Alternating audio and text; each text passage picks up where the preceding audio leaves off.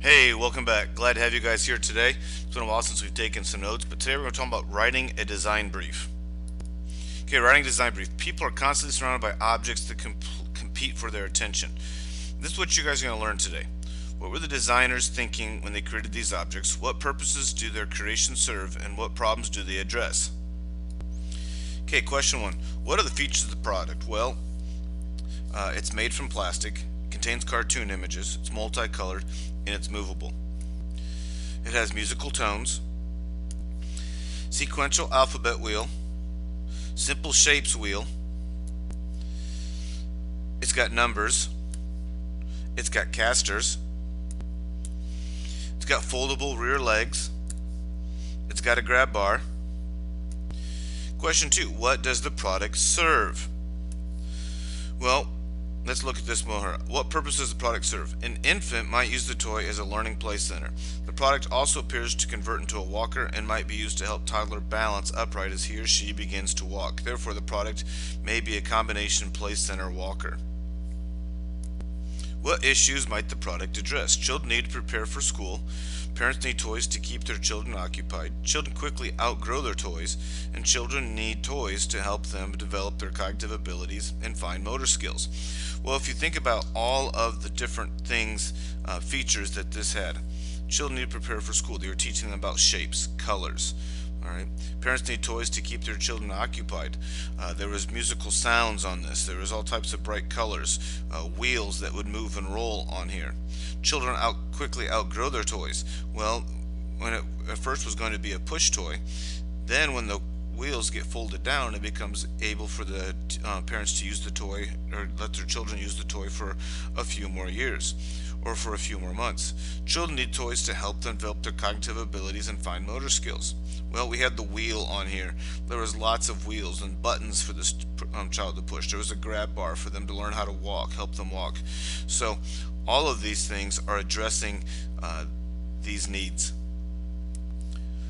What might the design brief look like for this toy? Well, you're going to have a client, end user, target consumer. All right, problem statement, design statement, and you're going to have the constraints. Let's first all here look at who the client, end user, and target consumer is. Who might the client be? Well, quite often we talk about the client be who is hiring you. A large toy manufacturer such as Play School in this example, Fisher Price, Leapfrog, etc. But the client is who is hiring you. Who was the target consumer? Who is going to buy it?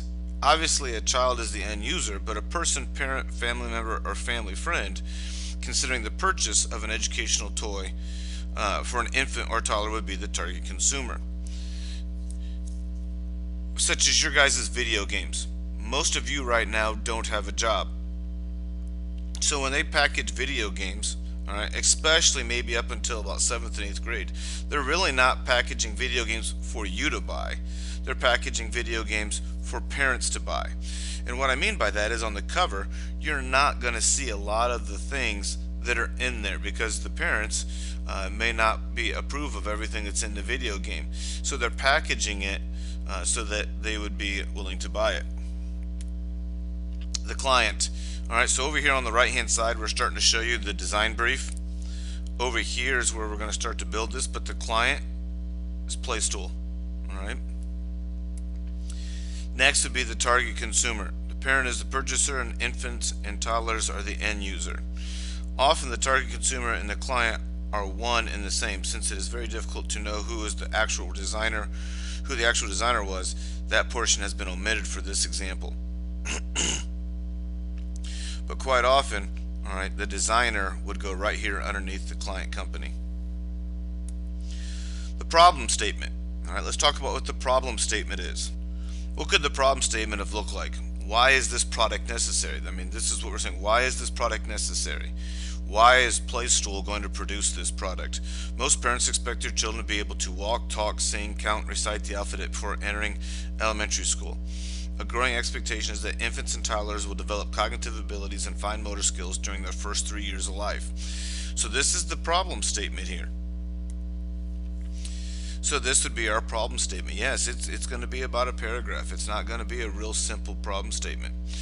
Notice here, actually, the designer comes after the target consumer, so I did make a slight mistake there. The designer here, in this case, is left empty, but don't forget that the designer is the third one down. Writing a problem statement. All right, why write a problem statement? What makes a good problem statement? Problem statement examples. This is what we're going to go over right now.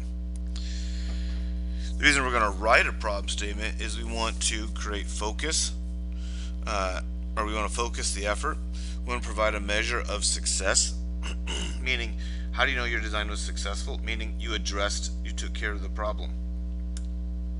What makes a good problem statement? Has to be concise, has to leave room for multiple solutions, does not imply a solution. We don't want to limit it so much that you take all the creativity out of it. Specific enough to solve in the given time frame and with available resources. Answers the questions. All right, who has the problem? What exactly is the problem? Where does the problem exist? When has it happened and for how long? How prevalent is the problem? Is the problem valid? And who says there is a problem? All right, remember that we have to be able to answer these questions here. Okay, here's a great example, problem statement. Lots of people go fishing for redfish, do not catch anything. There aren't as many redfish as there used to be. All right. Well, game fisherman is the who, fishing in the lower Laguna Madre of Texas. That's the where. All right, reported between 2002 and 2007. That's the when. A decrease of 20% in red drum. This loss can be attributed to premature death due to mouth infections caused when undersized fish are caught and released. All right, so, and then what is the problem is right here at the bottom. So,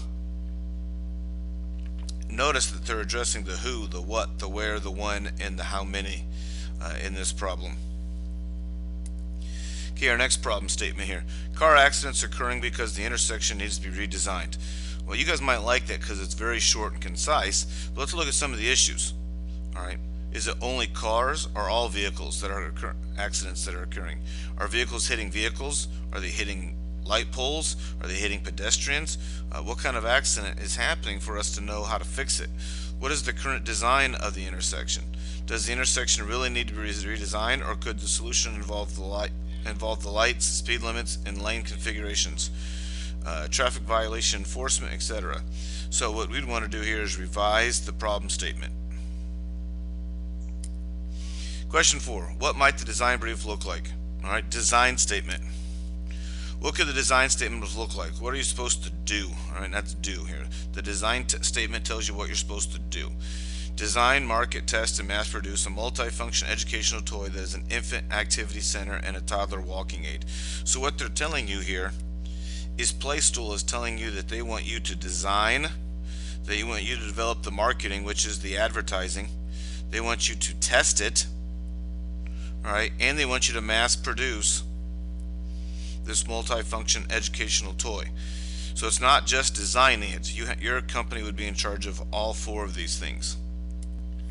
Notice the design statement comes right below the problem statement. Okay, let's talk about the constraints. What might have the constraints have been? These are the rules, things you have to live by. They have to be easy to assemble. Parents want something that they can put together quickly. Visually stimulating to a child. Contains multiple shapes, numbers, and letters. It plays music. Complies with all applicable health and safety codes, and it's easy to clean. Other constraints: easy to configure to infant or toddler mode. Weighs less than 4 pounds. Retail price less than $20. Parts are primarily injection moldings. Notice then that the constraints are going to come down here at the bottom. In this case, there's 10. They're telling you the things that they have to, these are the rules that it has to fit within. If you create a solution that doesn't match one of these constraints, your solution is invalid because these are the rules that they want you to design it by. Okay, design criteria and constraints. Design criteria typically is based upon performance, product size and shape, aesthetics, how does it look, materials, what's it made from, safety and legal issues. Are there any OSHA requirements here that we have to follow? Ergonomics, environment, is it going to affect the environment? Life cycle, how long is it going to last? Durability and maintenance. There's design constraints design constraints and measurable values. Specific, concise written information about the requirements that must be met in order to attain the intended outcome. Criteria and constraints must be specific and unambiguous. Clients must be involved in developing these. Well, hey, I hope this was informational when it came to learning about a design brief. I'll catch you guys on the flip side.